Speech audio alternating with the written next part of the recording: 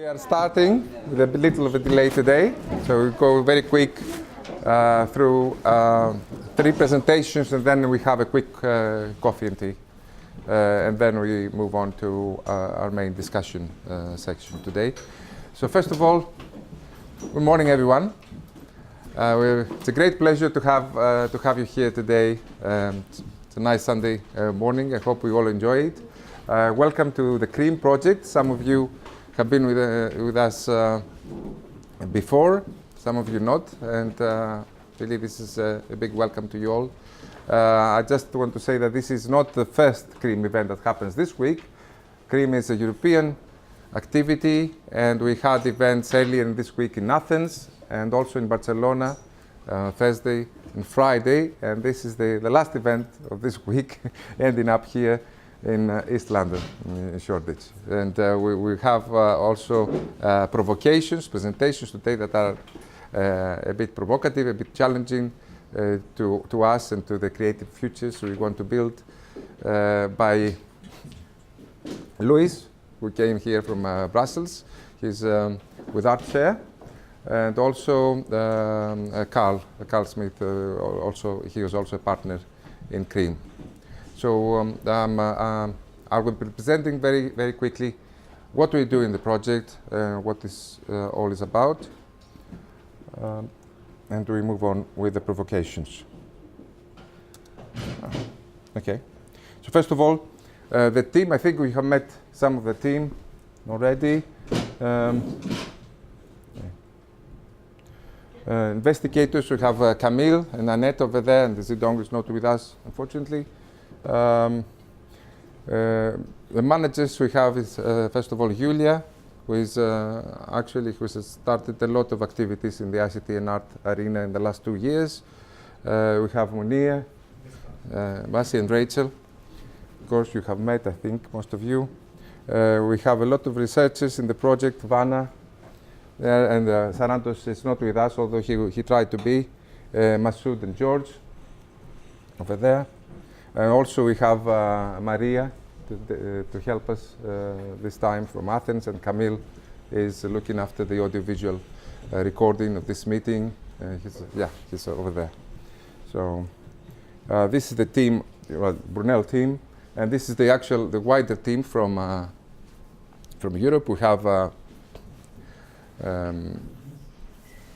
11 partners, 12 partners actually, from all over Europe, including Italy, as you see, Germany, France, Austria, and some partners are with us today. Catherine from INT is there. And we have someone from Flux Guide as well. Yeah? And BCC. BCC, yeah, BCC also, from Edinburgh. And from Austria, we have someone, or no, not with us yet? Okay. So what is our aim? First of all, this project is a bridging project. It's an activity to provide a bridge between the communities of the creative industry in general, including art, which is a very big community, a very big sector, the creative industry, and the community of information technology, let's say. So it's a bridge between technology and the creative professions and art. In particular here, we're dealing with the art sector. And the main target users are individual creators as well as companies, groups, organizations to do with the creative industry. We have 5 subsectors. So our stakeholders come from 5 different areas. These are not really very tightly, let's say the borders between these areas are not very tight, and of course there's a lot of overlap, but just for practical reasons we have these 5 communities, so we can actually address different, if you like, needs of different stakeholder groups. And the first and foremost is art, and this is the group today, including crafts. We have design, media, which includes a raft of a lot of things like digital media, games, e-publishing, new media. We have architecture, and we have music technology, and you see that there might be a lot of overlap between music, for example, and art, etc. And indeed, we have musicians amongst us today. So what is the objective? There are two objectives. First of all is to help the community get together and actually improve the dialogue between these two disciplines, between art and ICT in our case, and also to have some concrete outcomes of the project in terms of recommendations to policy. This is a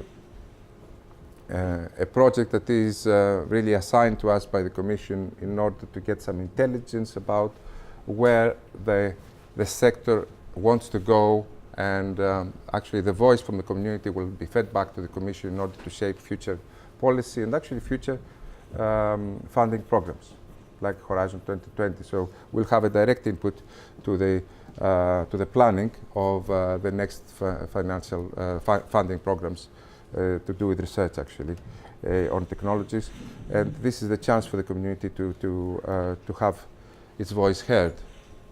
So there's a lot of other different benefits, as you see there, but we can explain a bit more actually in the sessions. So moving along, what we want to do first of all is mapping. Is actually to see what we are doing as a community, what the community is doing now, and what the needs and the challenges are now, but also to actually find out what the desires and the visions are for the future. Okay, so it's we call this mapping as well as road mapping, and our focus is particularly technology and the use of technology in our creative activities, in, for example, what artists are doing. Okay. The mapping, if you like, part of our exercise is about observing. It's about an observatory. Is to observe what is going on around us, to actually find out what the current situation is, but we cannot actually find out our position in the world without sensing the wider environment. So it's about observing not only ourselves, but also the wider environment we operate in. So that's the function of mapping and observatory. And also, what we do is road mapping, and the culmination of that will be some a roadmap, as we call it, the final outcome, which will be some recommendations, hopefully, to the policymakers, and also some statements for the whole community, some common statements. And we have many different perspectives of that. I mean, first of all, we want to look at the future from the perspective of the stakeholder groups, also from the perspective of technology providers and technology researchers, the people that will actually come up with the new technologies, also the policy makers and the whole policy framework that goes around, especially to do with future research funding in Europe in the next 10 years. Okay? So we have a road mapping methodology. This was the first thing that CRe-Am has done. It was based on the TELMAP framework that we have actually, that Brunel has led in the last 2 years. It is a dynamic approach, so our approach to road mapping is about